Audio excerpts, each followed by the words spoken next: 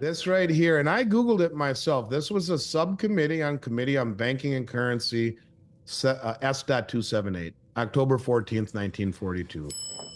This is from the Pickaxe. He's a hell of a researcher. Look at what it says here, just up to right here. The present consumption of silver for war purposes is at the rate of about 100 million ounces a year and is growing rapidly. According to the War Production Board, it is only a matter of months before war demands will have increased sufficiently to require at least 200 million ounces a year. That's 1942. And then I say this, do you notice something missing? Well, this is the supply demand numbers from the Silver Institute. Well, let's see. Industrial, 9%. Electrical and electronics, 9%. Photovoltaics, that's solar panels, 20%. Brazing alloys and solders, 3%. Other industrial, 9%. Photography, -3%. Jewelry, 4%. Well, where the hell is military? Right. And we are way more advanced technologically where you would need silver in Yeah. all of these high-tech aerospace and weapons, to John's point. Yeah, so Keith is right, and it's actually a Yeah. whole hell of a lot more. Yeah. And this is why you have 8 banks short the way they are. These 8 Western banks were told, step on the price of silver. We need it to create weapons and for national defense. And this is the whole crux of it. But when no one is standing for delivery, you're able to do that. When India and China and the rest of the countries around the world who understand what's going on with silver are buying it and standing for delivery, you can't hold down the price. It's one of these deals that will very quickly and in a very dirty fashion get out of the way. I mean, get out of control, rather, as far as I'm concerned, for a lot of these big banks who are as stupid as a mud wall trying to control the price in this environment. Could you send me your slides for the? I would love to make like just a huge video breaking down all of it.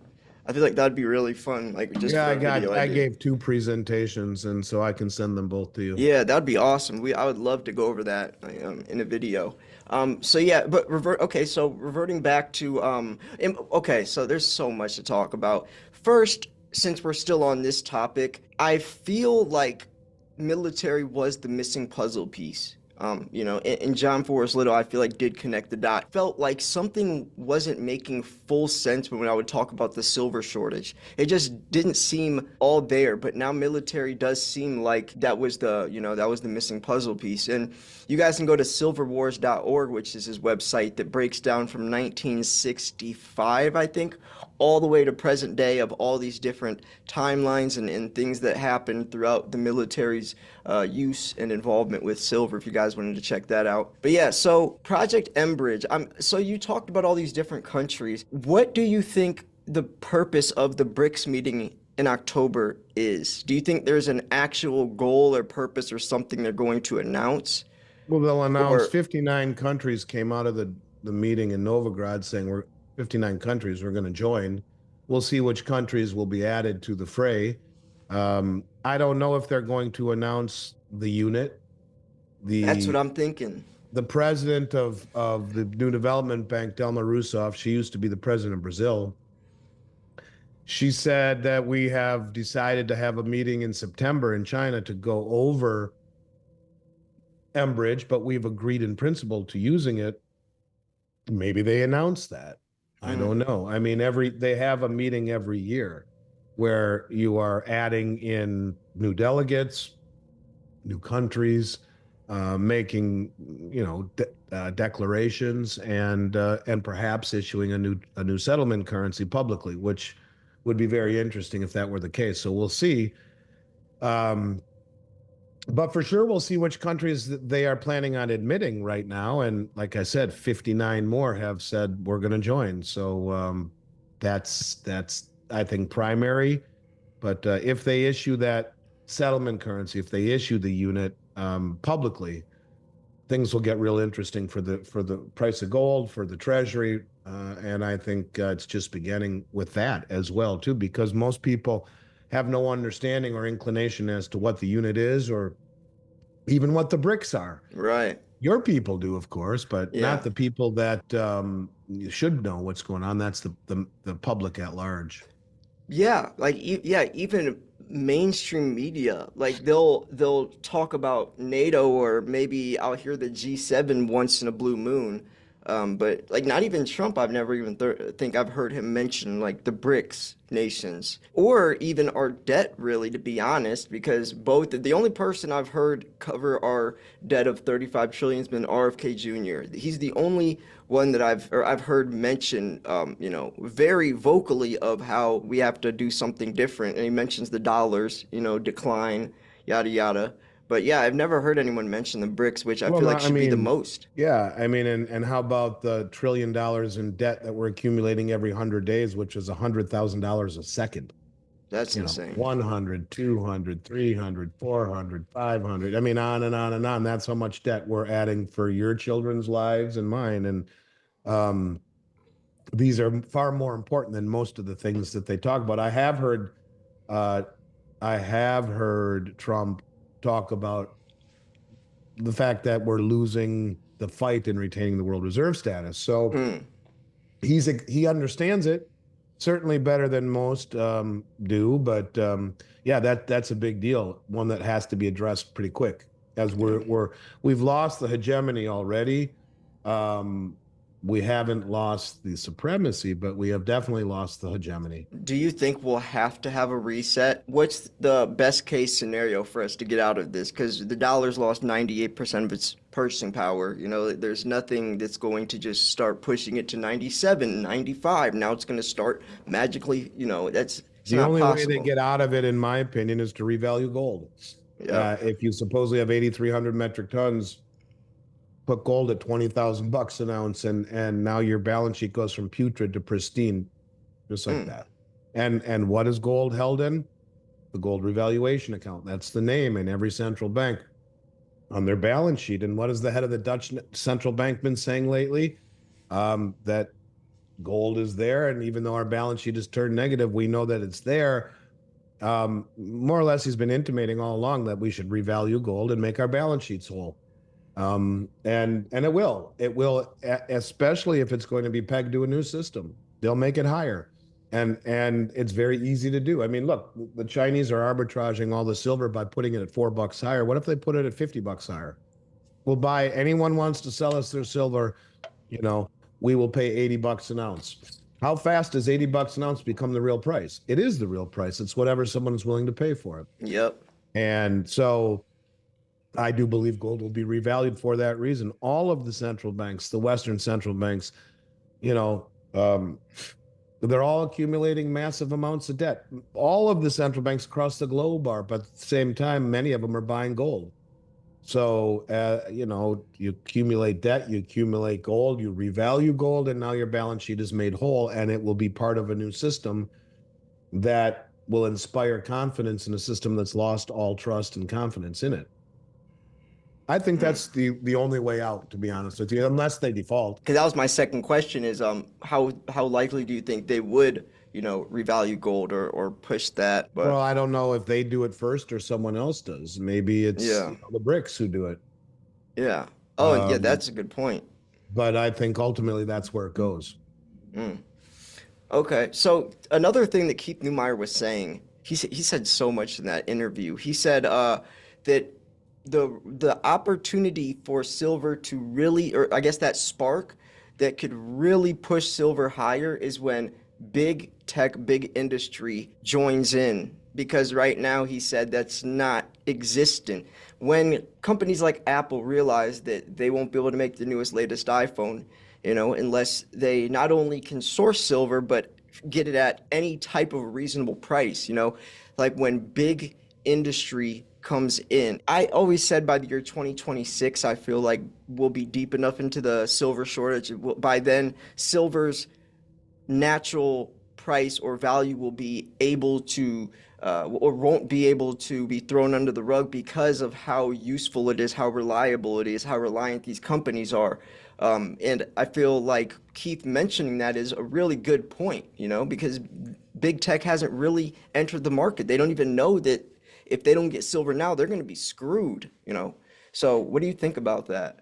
I think there will ultimately be a battle between the industrials and the investors. Yeah, absolutely. And when I talk about uh, all of that silver being taken off the COMEX in the first delivery delay or delivery day in for the August contract last week. Who is that company? No one knows who the hell they are. Could that be an industrial? Absolutely. And I think the industrials would be foolish to not do that, to not realize that they're at a period of time where if they don't start securing their own interest, they're in big trouble. So yeah, I do think that that will happen. And we on the first day you see 5.56 million ounces taken off to this company, this unknown company called PTG. Who are they? I don't know, but yeah, I think it would be foolish for the industrials like Apple, Samsung, Tesla, Sony, any of these and the companies that make solar panels, all of them, Mm. they need silver. At what point do they realize delivery is going to be a problem? So maybe they have been slowly draining it. That's why we've seen a lot of the drawdowns. I don't know. But if they don't, they're going to be in trouble at some point as countries like China and Japan, or excuse me, China and India do all they can to drain what is not nailed down. Yeah, I've always used that saying, producers turn into the consumers and the consumers turn into the producers. Like the people Yeah, like you and I that want the silver, we'll be able to sell it to the people that need the silver. We don't need it, but they do, and they'll be willing to pay any price, you know. If they want the newest, latest iPhone to come out, they'll be willing to pay any price because if they don't pay that price, they literally can't make their product. So yeah, that's interesting. well, that's why Um, silver's called inelastic. You need just a little bit to make the product, no matter what. And so these companies really don't care how expensive it is per se. I mean, they do, but they don't. They just pass it on to the consumer. But right. if you only need an eighth of an ounce of silver in an iPhone, you need silver no matter what. So yeah, I would think Yeah. that these companies would be doing all they could to secure that future production. And rumor has it, I heard that Elon Musk was doing that. Now I can't validate it, but I have heard that rumor. Yeah, I've heard the silver, he bought a silver mine is what I've heard. I've seen it multiple places, but I don't actually know of the mine's name. I've never seen it or anything, but yeah, I should probably look more into that because that is pretty interesting. Um, so yeah, and the new solar panels, they actually Twice the amount. require twice the amount because it's on Yeah. the silver's on the other side, which is a genius idea because if they're in a desert and this it reflects off the sand, so the bottom half of the panel produces just as much energy, which is pretty genius. But that's the thing is to make these gadgets and all these things more efficient, it requires more silver. So their thoughts aren't taking less silver out. If putting more silver in makes it work better, they're going to do that, which Of is going to course. drain the market even more. So we're in a very interesting situation.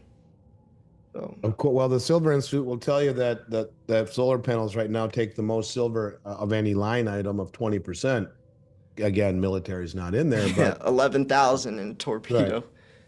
right. So yeah, it's you know, I guess we'll have to see, but I think you're helping so many people. I just hope they understand that this is a once in a lifetime opportunity that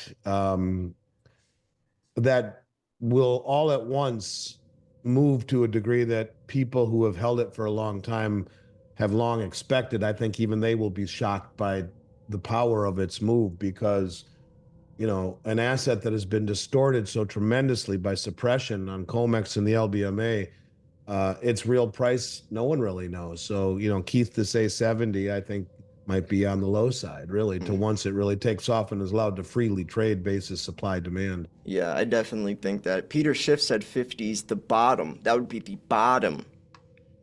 So which I agree. So anyways, yeah, is there any final thoughts? I know we're getting close to the hour mark. Is there anything you wanted to talk about? No, that's pretty much it, man. I just think it's time to be a contrarian and stay vigilant. Yeah, If nothing that we take away or that I take away from Saturday's event is that this is not over yet, yeah, and they're going to do all they can to to get there to the place they want to be, and they'll stop at nothing. So let's all say a prayer yeah. for for President Trump, and let's just hope that it doesn't get any crazier than it is. It's going to. Yeah. I really do believe, we just saw the SOFR rate, the standard overnight financing rate, jump to its highest level in history, about 5.5%. And no matter what anyone says to me, the reason they do it is the reason it's got that high is I think banks are trying to load up on cash on hand because I think they are sensing an upcoming problem with liquidity and even bank runs. Mm. And I don't think that's, people have kind of forgotten about that. They're going to do something to try to trigger this, trip the system before the election. And so, as the Chinese curse says, may you live in interesting times. I've said this on every show with you and others lately that if you really think it's going to be, you know, mellow leading up to the election, I got a bridge to sell you. It ain't. And it's time to, prepare, not just with precious metals, have some cash on hand, have food and water, get through a few months. Because when these banks collapse, you'll see a massive currency or credit contraction. And as credit contracts, it will affect everything, from shipping to grocery store shelves to everything. And you want to be prepared so that you can weather any potential storm. I hate to sound so doom and gloom, but I'm telling you something's coming. And I think it's important to be prepared and hope I'm wrong. And, there is no downside to being prepared right now, only potential upside. Yeah. And I highly recommend people having a firearm and then, maybe just go to the range just to learn how to comfortably use it and safely. I've been doing that lately, As trying you to get my should. shot better. Yeah. Well, it's But like anything. You hope you never need to use it, but you're you're damn right. glad you have it if you do. Yep. And And, know how to. Yeah. if things got bad enough, Gerald Celente has a famous statement. He says, when people lose everything, they lose it. And, That's you know, wow. and what do you have to, if your kid is starving to death, you got nothing, what are you going to do? Do whatever it takes to feed your kid, right? Um, I Wow. know a lot of this sounds sensational but I mean, honestly, I was about as upset as I've ever been since 9/11 watching what happened to President Trump, um, as an indictment of our once really great country, slipping away right out from underneath us by these monsters. And to see the head of the Secret Service say, "Well, we didn't want to put a shooter up on a slanted roof." Look at the roof that the two shooters that they It's did like have there, where it's the same thing. And roofers, man. Roofers are on roofs and they have special shoes for them. Like, come come on, on. it's just insane. You're telling me that the wealthiest nation on the planet, at least, well, we like to believe we are. I mean, we're in debt, but a country that has that kind of resources couldn't have seen that coming.